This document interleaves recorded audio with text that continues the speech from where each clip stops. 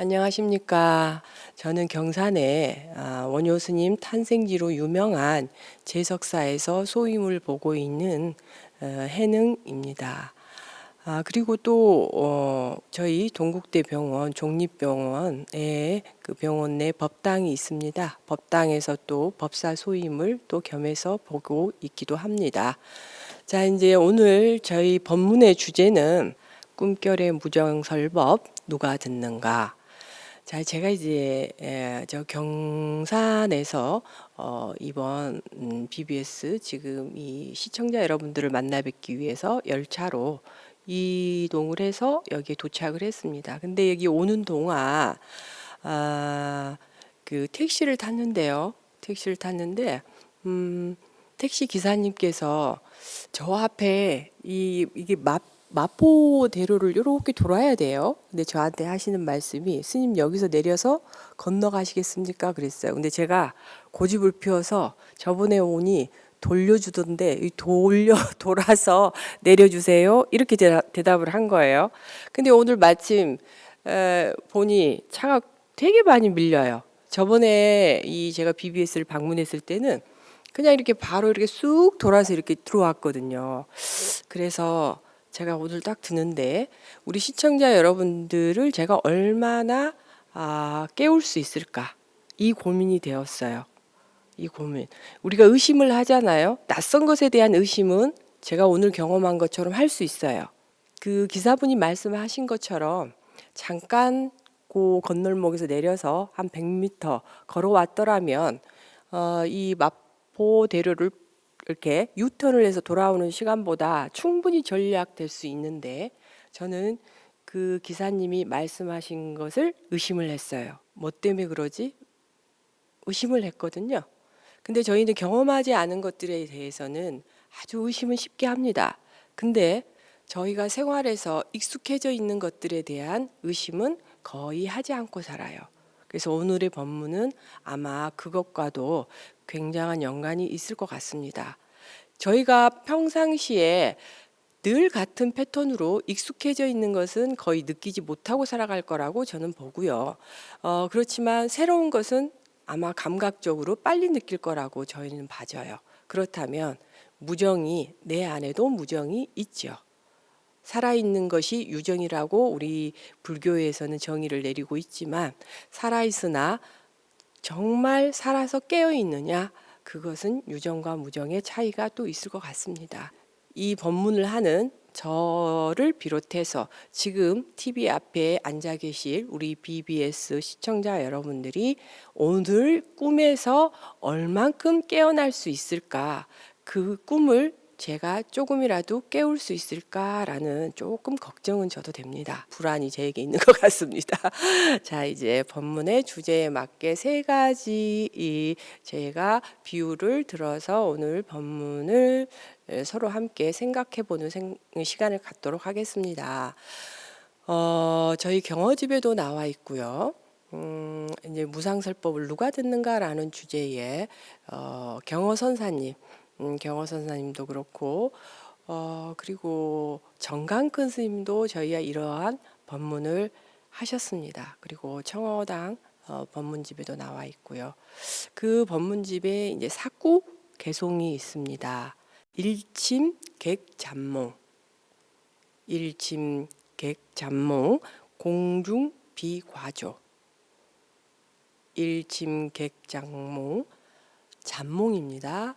공중비과조, 낙화 승선정, 문자시 조바.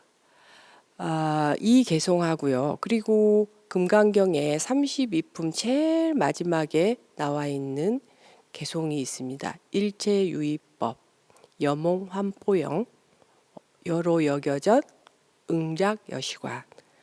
그리고 제가 제일 마지막에 하나 소개해 드릴 비유를 들어서 소개해 드릴 시는 피천득시의 꽃과 도둑이라는 시입니다. 꽃과 도둑. 그 꽃과 도둑의 내용은 이렇습니다. 마당에 꽃이 한가득 피었구나. 방에는 책만 가득 쌓였구나.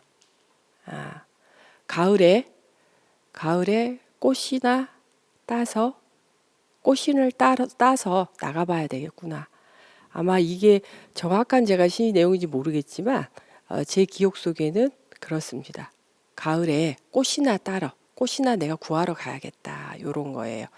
그렇다면 저희가 여러분들께 이러한 비유를 들어서 개송의 두 마디가 질문이 됩니다. 오늘의 질문. 그래서 질문은 세 가지를 할 거예요. 자, 여러분들이 봤을 때 만약 제가 질문을 드립니다. 집중하시고요. 만약 내가 뭐뭐뭐뭐를 이루었다면, 그것만 이루어진다면 나는 행복할 것이다. 여러분들이 자, 이제 뭐뭐뭐는 굉장히 많은 것들이 있어요. 저희 지금 이제 오늘 이 법당 가득 연등에 꼬리표들이 막 달려 있거든요. 그럼 저기는 염원하는 바들이 아주 다 많을 거예요. 직장도 그렇고, 그 다음에 승진도, 그 다음에 그 원하는 또 학교도 있습니다. 그리고 결혼도 있고요. 그리고 또 사업하시는 분들은 어느 정도 성과를 이루어야 되고요. 굵고 좋은 열매를 많이 수확하려고 하는 농부들의 열망도 아마 이 연등 꼬리표에는 다 들어가 있을 거예요.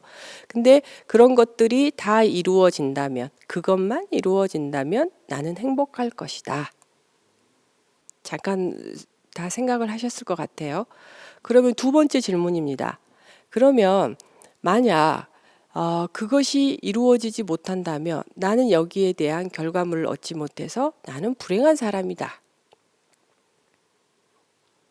불행한 사람입니까, 여러분이? 네. 지금 승진을 못했다. 지금 결혼을 하지 못했다. 지금 원하는 대학을 들어가지 못했다.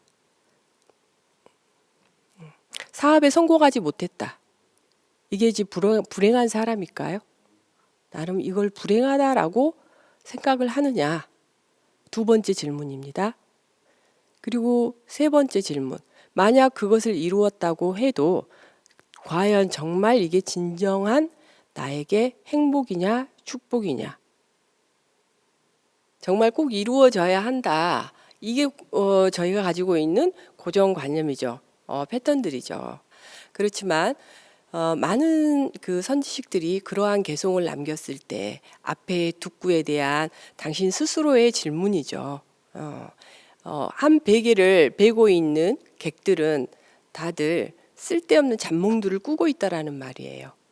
제가 서두에 인사드릴 때 저희는 다 꿈꾸고 있죠. 다 이루어질 것이다, 이루어져야 한다라는 꿈을 꾸고 있어요. 근데 자, 이제 꿈에서 깨볼까요? 새가 휙 지나갑니다. 새가 휙. 새가 휙 지나가요. 이제 공중에 새가 나르는데 공중은 얼마나 많은 꿈들을 가지고 있을까요? 자, 여러분들이 제가 조금 전에 몇 가지의 예를 그 연등의 꼬리표를 드는 사람들의 쭉 나열해 드렸어요. 그럼 여러분들이 지금까지 사시면서 모두 그러한 열망들과 그러한 원들을 가지고 60을 사셨다라고 볼 수 있죠. 그렇지 않으세요? 네, 그럴 것 같아요. 그렇다면 자, 이제 60을 기준으로 저희가 한번 세상을 돌아볼까요? 그러면 정말 이루어진 것은 몇 개가 있을까요? 이루어진 것.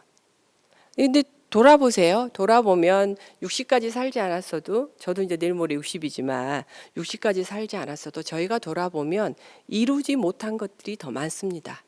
이루지 못한 것들이 더 많고 해결해야 될 것은 갈수록 더 많아집니다. 갈수록. 자, 젊은 사람들은 이제 자녀를 출산해서 그다음에 학교를 보내면 현실적으로 뭐예요? 대출금도 많아집니다. 대출금도 많아져요. 그리고 우리 보살님들 요즘에 왜 절을 안 하세요 하시면 대부분 하시는 말씀 손주 키웁니다 그러세요. 자, 그 해결해야 될 일이 또 있습니다. 또 있어요. 그래서 보살님 요즘 불사하시는데 함께 좀 동참하시죠. 아유 스님, 우리 아들이 서울에 집을 마련했는데요. 그 저 집값을 제가 좀 보태줘야 됩니다. 그러다 보면 저희가 어느 세월이 와요? 덜컥. 네, 이 세상과 이별해야 될 시간이 옵니다. 이별해야 될 시간이 오죠. 정말 꿈 깰 시간이 오고, 그리고 공중에 한 번 날았지만 이제 한 번은 내려서 다시 자기가 쉬어야 될 시간이 오는 거예요. 근데 저희는 그 시간은 전부 아마도 알고는 있으나, 짐작은 하고 있으나, 그것이 과연 언제 가까이 올 거라는 생각은 거의 못 하시고 그냥 계속 꿈을 꾸실 것 같아요. 또 이루어야 해. 그래서 해년의 연등 꼬리표는 이렇게, 그 다음 꼬리표는 또 이렇게. 저희는 늘 그렇게 반복해서 살아가고 있습니다. 그렇다면 답을 어디서 찾을 수 있을까요? 왜 답이 필요하느냐? 덜커덕 그 시간이 왔을 때 문득 자기를 돌아보는 시간은 너무 늦더라는 거죠. 부처님도 그렇게 말씀하시고, 그리고 저희 정강 큰 스님도, 그리고 또 경어 큰 스님도, 그 다음에 서산대사님도 다 그렇게 말씀을 하십니다. 다 말씀을 하고 저도 이야기하지만 지금 제 앞에 시청자 여러분들도 아직도 그 꿈속에 계실 거고, 저도 역시나 불사를 해야 된다는 꿈을 꾸고 있을 겁니다. 그렇지만 현실은 물론 그러한 일들이 산재해 있습니다. 근데 저희 부처님이나 그리고 많은 어른 스님, 대덕 스님들, 큰 스님들이 말씀하실 때 현실은 그러하나, 현실에 급급하여서 저희가 마음을 잘 챙기느냐, 챙길 수 있느냐, 챙길 수 없느냐, 가장 관건은 마음입니다. 마음. 그래서 누가 듣느냐, 무정설법을 누가 듣느냐, 그 마음을 누가 챙기고 있느냐라는 말씀을 이렇게 똑똑 두드리시는 거예요. 그 마음을 누가 챙기고 있느냐.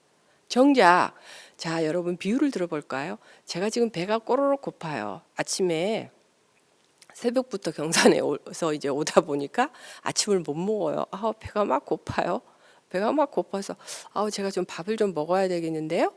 아침을 좀 먹어야 되겠어요? 라고 누군가가 동행하는 사람에게 제가 말을 했다고 이제 여러분들 가정을 해요. 뭐 이렇게 그 비빔밥집도 있고요. 뭐도 많아요. 그래서 메뉴를 지금 비빔밥을 하실 거예요. 뭐 이렇게 막 말씀을 하실 거 아니에요. 근데 정작 굉장한 많은 메뉴들을 여러분 아마 내놓을 거예요. 내놓은데 제가 그 얘기를 듣는다고 해서 제 배가 배부를까요? 배부르지 않아요. 저는 직접 선택을 해야 되죠. 선택을 해서 찾아 들어가서 제가 먹어야, 그래야 제가 배가 불러서 지금 이 시간에 이렇게 법문을 할 수 있어요. 저도 오다가 하나 뭐 먹었습니다. 그래서 제 배가 불러야 돼요. 결국은 그 어른 스님들이 누가 법문을 듣느냐라고 하는 건, 무정설법을 듣느냐라고 하는 건 실천입니다. 여러분들 이 BBS 지금 이 수요법회에서 많은 스님들, 또 이 법회 외에 다른 법회에서 또 경전을 통해서 너무 많은, 조금은 다르지만 결국은 같은 많은 이야기를 여러분들은 들으셨을 겁니다. 그리고 외부에서 보는 우리가 수많은 벚꽃나무들이 그렇게 많이 벚꽃들이 피었어요. 그런데 가까이 가서 벚꽃 하나를 네 개로 당겨와야 벚꽃을 제대로 볼 수 있습니다. 저희가 그것을 했느냐라고 한번 저랑 성찰의 시간을 잠깐 가져보도록 하겠습니다. 오늘 하루라도 한번 꿈에 깨어서 한번 그런 성찰의 시간을 저희가 가져보면 어떨까 합니다. 불교하면 저희가 보통 다 깨달음의 종교라고 이야기합니다. 깨달음의 종교. 그러면 불교의 그 깨달음이 과연 불교만 깨달음이 있겠습니까?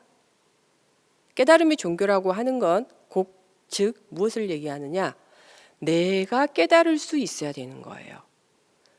부처님 앞에 가서 부처님은 유정일까요? 무정일까요? 여러분들은 뭐라고 대답하고 싶으세요? 그런데 저희는 부처님 앞에 가가지고 머리를 조아리면서 계속 이야기를 합니다. 아픈 곳을 이야기해요. 아픈 곳을 이야기하는데 부처님이 과연 들어주실까요? 많은 스님들이 들어주신다고 말씀을 하시죠. 근데 저는 그렇게 말 못하겠어요. 결국은 그 소리를 듣는 건 역시나 여러분이고요. 저고요. 그리고 그 답을 알고 있는 것도 접니다. 이맘때면 제가 생각나는 게 있어요. 저희 절에 어느 날 아침에 이제 여름이 이 초파일쯤 되니까 초파일에는 이제 겨울하고 달라 이쯤 되면 해가 빨리 떠요. 해가 빨리 떠서 한 5시 반 되면 벌써 훤해집니다. 5시 좀 넘으면. 근데 6시쯤 돼서 6시쯤은 보통 우리 젊은 산문 안으로 누가 잘 오시지는 않으세요. 보통 7시 반 넘어야 들어오시는데 6시쯤 어떤 부부가 들어오셨어요. 근데 머리를 이렇게 두건을 이렇게 쓰고서 우리 여자분이 우리 보살님이 쓰고서 들어오셨는데 저희는 이제 그 시간이 아침 공양 시간이어서 이제 저는 공양을 이렇게 하고 있는데 그분이 법당을 다녀오셨어요. 그래서 법당에서 한참 계셨어요. 저희가 공양 마칠 때까지. 그래서 저는 또 이제 소임자라 주지라는 소임이 있기 때문에 마당에 이제 어슬렁어슬렁 그분이 혹시라도 무엇 때문에 이 이른 아침에 여기로 오셨을까 또 무엇이 또 할 얘기가 있지 않으실까 싶어서 마당을 이제 어슬렁어슬렁 하는데 그분이 한참 한 30분가량 있다가 나오셨어요. 나오셔서 제게 하시는 말씀이 스님 제가 등을 하나 달고 싶습니다 이러시는 거예요. 그래서 아, 네, 그러세요. 그런데 스님 저 이른 아침 죄송한데 차 한 잔 주실 수 있으세요? 그러시더라고요. 그래서 제가 아, 네, 들어오세요. 그럼 차 한 잔 저희는 공양을 마쳤는데 그 빈속인데 괜찮으시겠어요? 그랬더니 아니 저는 차를 좀 한 잔 하고 스님과 얘기를 좀 하고 싶습니다. 그래서 실은 아침 그 시간에 오는 건 결례이죠. 그렇지만 제가 봤을 때 저분은 분명 무슨 지금 급한 일이 있구나 싶어서 제가 들어오세요. 그래서 차 한 잔 하는데 그분의 말씀이 이거였어요. 스님 제가요 법당에 문득 딱 들어가는데 등이 보이더랍니다. 연등이. 연등이 보이는데 연등의 꼬리표가 그 아침 바람에 살랑살랑 움직이잖아 꼬리표가. 그러니까 그분이 하시는 말씀이 스님 오늘 문득 알았습니다. 저는 왜 저런 생각을 못했을까요? 저는 왜 염원이 있으면서 저렇게 등 하나를 걸지 못했을까요? 이런 말씀을 하시는 거예요. 등 하나를 걸지 못했을까요? 그래서 아 그래 그러면 초파일 연등을 처음 지금 다시는 거예요 했더니 예 그래요 예. 그래서 나중에 다 알고 봤더니 이분이 암에 걸리신 거예요. 암에 걸려서 이제 삶을 이제 돌아보니 의지처가 필요하다. 그 의지처를 어디로 종교 안에서 가지려고 생각을 하신 모양입니다. 그 중에 불교가 가장 친숙했던 건지 그분이 오셨어요. 그래서 근데 문득 그 생각이 들더랍니다. 바라보면서 왜 나는 연등을 평생 살면서 한 번도 연등 공양을 할 생각을 못했지? 저희 불자님들은 너무나 당연한 거잖아요. 아마 지금쯤이면 절 세 군데 쫓아다니면서 등 달기 바쁘실 거예요. 저기는 우리 아들 등, 저기는 뭐 누구 등 하면서 바쁘실 겁니다. 근데 그분은 그게 너무 새롭고 환희롭고 거기에 모든 염원을 담아야 하고. 자, 저거는 저희 등이 무정인가요, 유정인가요? 그걸 느끼고 그리고 뭔가를 해야 하고 또 거기에서 마음의 소리를 듣고 움직이고 하는 것은 결국은 그 불자님이셨어요.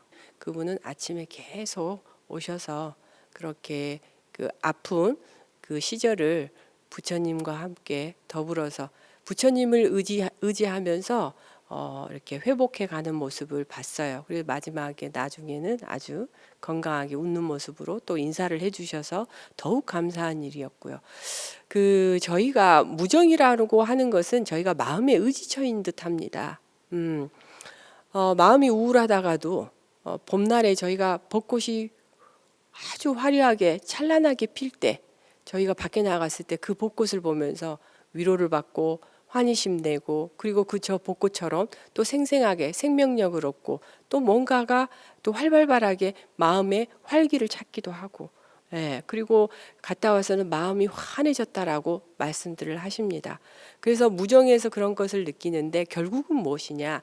내 이 유정 안에 관건은 내 마음 안에 꽃이 있고 그 꽃을 바라볼 아름다움이 있고 그리고 염원이 있고 지금까지 비유된 그런 것들이 모두 있습니다. 그래서 두 번째 개송에 질문을 하였고 그 앞에 답은 또 하기를 낙화 꽃이 떨어지는 것을 이제 저희 승이 봅니다. 보면서 선정에 들었어요. 선정에 들고 보니 뭐예요? 문자가 시 조박 전부 술찌꺼미 같다라는 거예요. 술찌꺼미 같다. 우리가 많은 책을 보고 여러분들이 많은 경전을 보실 겁니다. 많은 경전을 보시더라도 제가 이렇게 우리 요즘에 유튜브가 이제 많이 활성화되어서 미디어 방송이 많이 활성화되어서 저희 불자님들이 좀 우려스러운 거는 검증되지 않는 거르지 않은 법문들을 마구마구 듣습니다. 마구마구 들어요. 들어요. 그렇지만 그 들었을 때 그것이 바른 길로 갈지 그리고 옳지 못한 조금 사법으로 갈지는 그거는 누가 할 수 있느냐. 여러분들이 듣고 그 결정을 하실 수가 있어요. 근데 사법으로 가지 않으려면 정법으로 가려면 답은 나와 있죠. 낙화, 승, 선정. 알아차림을 하셔야 돼요.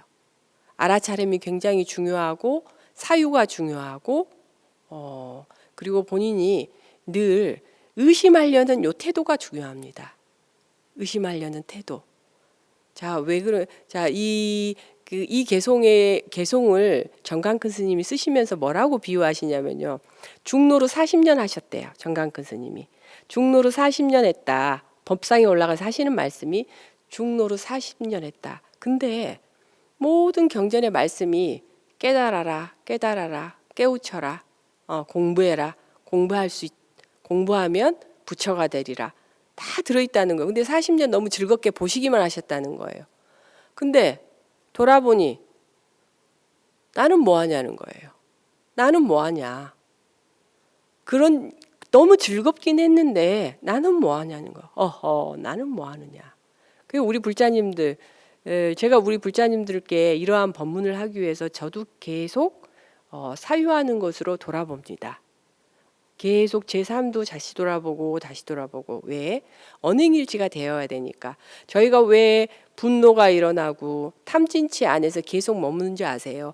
앞에 설명을 드렸듯이 저희 현실 안에서는 사실 안에서는 많은 것들이 이루어져야 된다라고 생각을 해요. 그렇지만 갭은 있어요.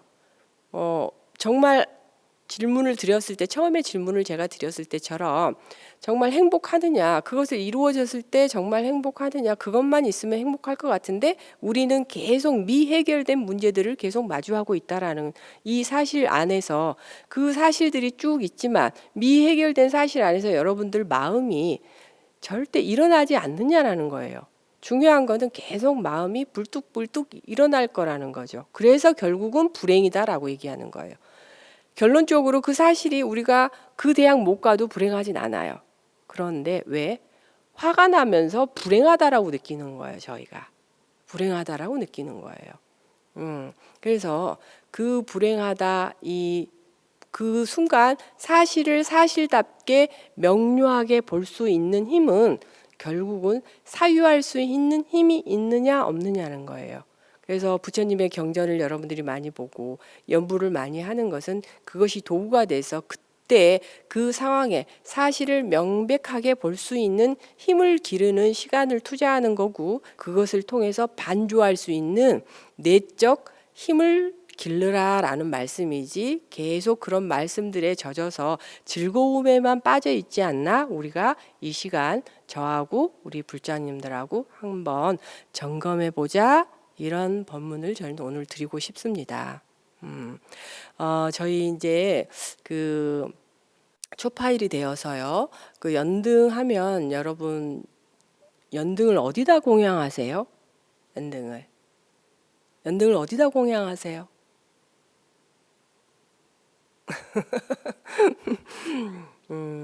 자, 이제 꿈결이라고 얘기했을 때 저희가 꿈결이라고 얘기를 하면 왜 꿈결이라고 얘기하는지 여러분 그것도 아셔야 될 것 같습니다. 불교를 깨달음의 종교라고 얘기했을 때 그 깨달음이 개인의 역사가 어디에서 이루어지냐? 시간과 공간에서 이루어집니다. 개인의 역사는. 자, 이제 제가 어디에 어느 시간에 제가 출생이 몇 년도에서부터 몇 년까지 살게 됐어요. 자, 이 개인의 시간과 그리고 어디서 어느 공간에서 머물렀냐는 거죠. 그러면 그 역사 안에 내가 그 주체가 그 시간과 공간을 가지고 있는 이 나라는 주체가 무엇을 하고 살았느냐는 거죠. 무엇을 위해 살았느냐. 그런데 거기에서 남들과 똑같은 것들을 했어도 그래도 나는 그 안에 요 꼬쟁이 같은 건 하나 있어야 되는 거예요. 자, 이제 시간을 봤을 때 우리 개인의 시간은 100년이라고 할까요? 약 100년이라고 잡아보죠. 그러면 불교에서 부처님의 깨달음의 시간, 부처의 시간은 우리가 겁이라는 숫자입니다. 겁. 자, 이제 겁을 비유를 할 때 저희가 경전에 나오면 43억 2천인가 이렇습니다. 43억 2천만 년인가 그래요. 네네. 이 겁이. 그럼 이 겁을 비유를 할 때 어떻게 하냐면, 자, 여기서 150m에 직사각 가로 세로 150이에요. 150에 겨자 아시죠? 겨자 씨를 거기다 가득 채워요. 가득 채워서 100년에 한 번 겨자 씨를 들고 나옵니다. 이렇게. 100년에 한 번. 그러면 상상하실 수 있으시죠? 이 겁이라는 숫자를. 그리고 150m 되는 반석 위에 저희 장삼 이러한 100년에 한 번씩 내려와서 한 번 그 반석을 스치는 시간이 저희가 1겁이라고 그래요. 1겁. 자, 그러면 우리가 깨달아야 될 부처의 시간과 저희의 시간은 어때요? 겨자씨 하나 와서 한 번 스쳐가는 이 시간 한 번입니다. 근데 이 한 번이라고 해서 저희가 소홀히 할 수 있을까요? 절대 소홀히 할 수 없어요. 왜 소홀히 할 수 없을까요? 제가 여러분들께 분명히 등을 어느 곳에 여러분들이 공양하느냐고 말씀을 드렸어요. 전 서가모니 부처님 전겁이 연등 부처님이세요. 그러면 이 연등 부처님과 이 서가모니 부처님 요 시절을 저는 과거 장엄겁이라고 얘기해요. 그 다음에 서가모니 부처님을 저희가 지금 믿고 이렇게 모든 신앙의 경배의 대상으로 삼고 있는 이 시간을 현겁이라고 그래요.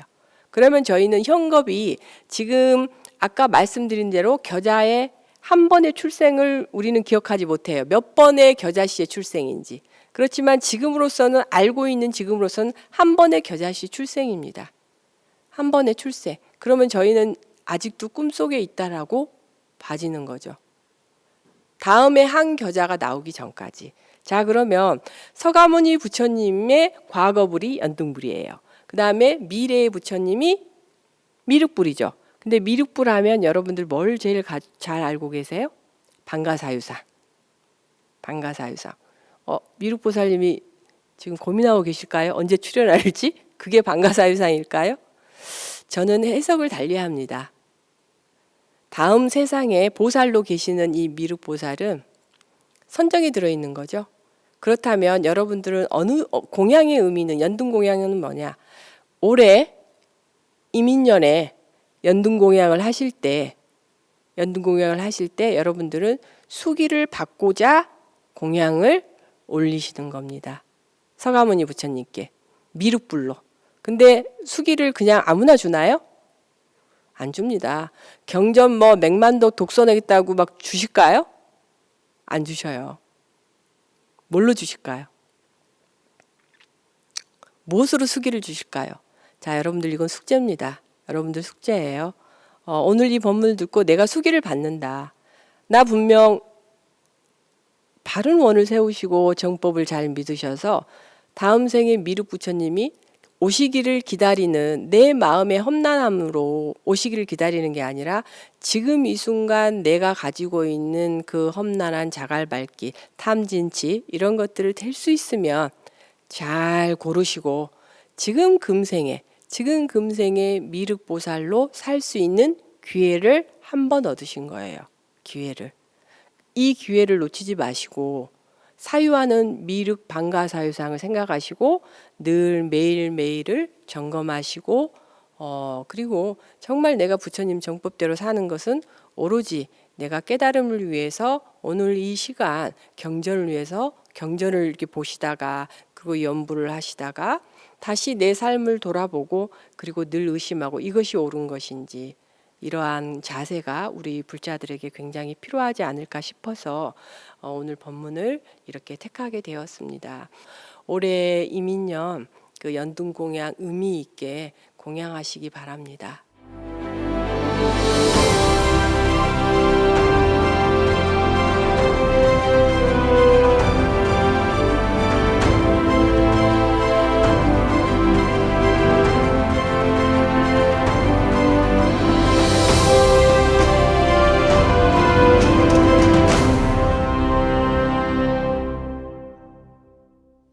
네, 질문이 들어왔습니다.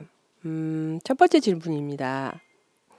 지금은 완연한 봄인데 초여름 같은 무더운 날씨까지 보이니 세월의 무상함마저 느끼게 됩니다. 계절의 변화는 자연의 변화와 더불어 우리 인간의 변화까지 알려주고 있는데요. 그래도 우리 중생의 욕심은 끝없고 변치 않는 것 같습니다.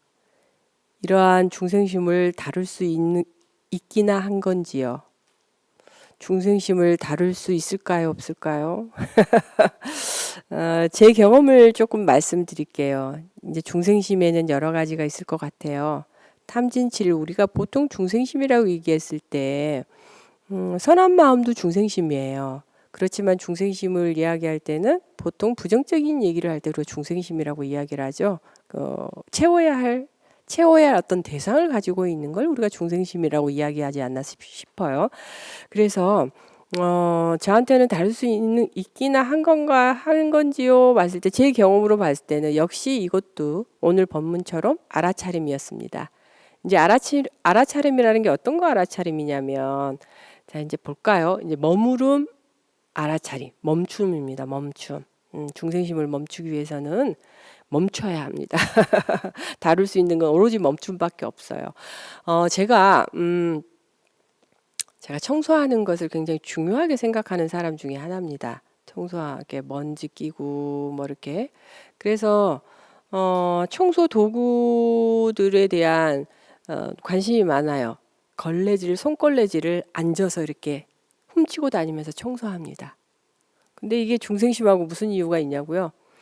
있죠. 많은 광고들이 올라와요. 검색해 놨던 상품들이 다 떠요. 다 떠요.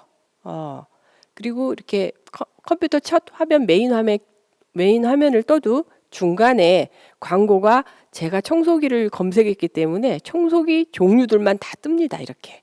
가벼운 처음에는 힘 좋은 청소기, 무선 청소기, 저희 집에 청소기 종류가 많아요. 무선 청소기, 그다음에 또 우리 제가 하도 이거를 얘기했더니 우리 불자님들께서 물걸레 저기 전기 물걸레 청소기 있잖아요. 이런 것도 다 갖다 놨어요. 다 갖다 놓고 그다음에 저는 또 쇼핑을 해가지고 요즘에 먼지 나지 않는 이 빗자루 하면 먼지가 나니까 요즘에는 얇게 돼서 전혀 먼지 나지 않고 잘 쓸리는 것도 있어요. 그래서 제가 그런 것들을 막 구입했어요. 막 구입하고 그랬더니 무슨 청소 도구가 갑자기 너무 많아졌어요. 제 옆에. 이거 어떻게 돼요? 비유하면 그런 거예요. 쓰지 못할 도구들이 내 옆에 너무 많이 있어요. 중생심에 뭔가 채워야 한다는 건 결국은 버릴 것이 많아져요. 그래 제가 아차하고 느꼈답니다. 아차하고 느꼈는데 뭐가 있냐면 요즘에 일체형이 나왔습니다. 이 쓸고 먼지 빨아들이고 그 옆에 물걸레가 있어서 물걸레질까지 다 하는 거예요. 순간 제가 그거 나오는 순간 모든 게 허망했어요. 그렇구나. 청소기는 앞으로는 사지 않으리. 청소기는 사지 않기로 했습니다. 청소기를 비롯해서 모든 물건을 쇼핑하는 거는 멈추자.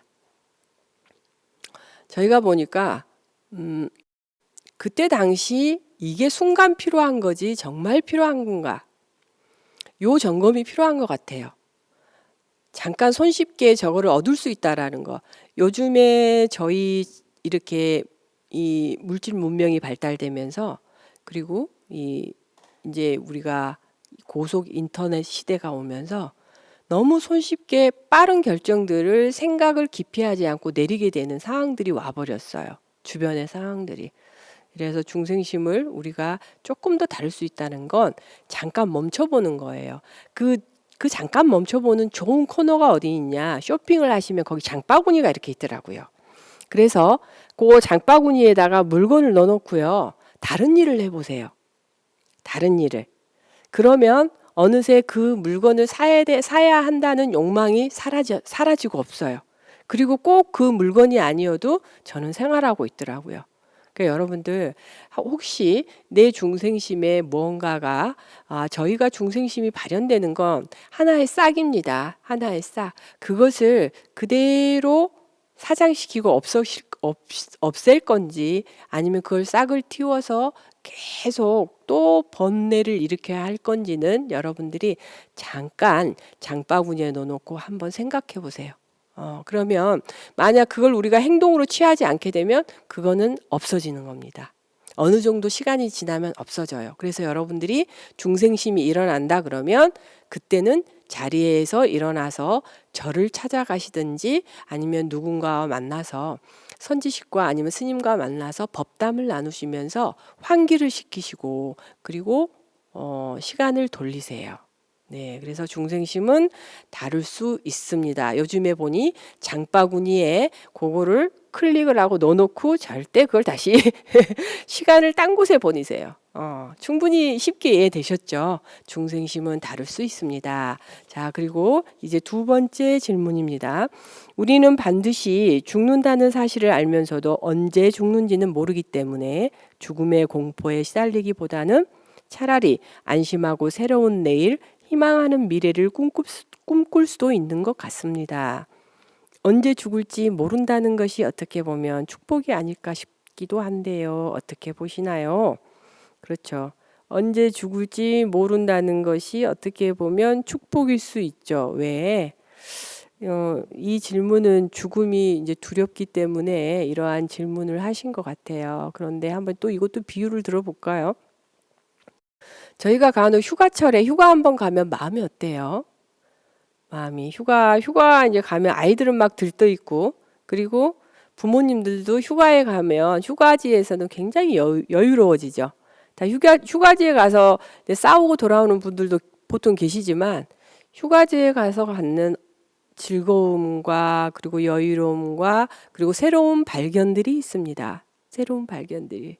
그런데 막상 그 휴가지에 있는 사람들이 그러한 좋은 아름다운 풍경에서 있다고 해서 그분들은 늘 그 아름다운 풍경에 그러한 감동을 똑같이 받고 계실까요? 가끔 휴가를 갔을 때 느끼는 감동하고 그 휴가지에서 우리가 휴가를 갔을 때 여기 살고 싶어. 여기 사는 사람들은 되게 행복하겠다라고 그 사람들에게 그 질문을 했을 때 그 사람들은 행복하다고 얘기할까요? 제가 제주도에 잠시 살았을 때 그분들은 아닙니다. 그걸 관리하기는 되게 또 많은 힘듦이 그 안에 또 있어요. 정답에 가까운 질문이어야 되는데 그런 것 같습니다. 이거는 정답을 내릴 수 없는 질문이고요. 제가 비유를 들어서 말씀을 드린 것처럼 150m의 철조망이 가로 세로 정사각의 겨자씨, 그 많은 겨자씨 상상해 보세요. 그 겨자씨에 우리가 100년에 한 번을 꺼낸 삶이잖아요. 그 꺼낸 삶이 죽음이 있다고 해서 그게 그렇게 괴로울 것 같지는 않을 것 같아요. 부처님을 정말 믿는다면, 정법을 믿는다면 그렇진 않으실 것 같고요. 그 죽음을 경험하다시피 하신 분들, 잘 케어를 하셔서 돌아오시는 분들의 모든 분들은 하시는 말씀이 삶을 다시 알게 되었고 가족의 소중함을 알게 되었고 그리고 무엇을 더 염원해야 되는지 어떻게 살아야 될지 그런 것들을 많이 깨닫게 되었습니다라는 말을 합니다. 그래서 저희가 죽음을 언제 죽을지 모르는 것보다는 죽음이 항상 목전에 있다라는 이 인식이 우리 삶의 태도를 많이 바꿀 거라고 보고요. 여러분 한생하면서 아름다웠노라라고 얘기할 수 있는 그런 삶의 태도로 살아가는 진정한 불자가 되시기를 바라겠습니다. 2566년 초파일을 맞아 제 법문을 마치도록 하겠습니다. 연등공양, 진정한 연등공양 잘 하시는 우리 불자님들 되십시오. 감사합니다.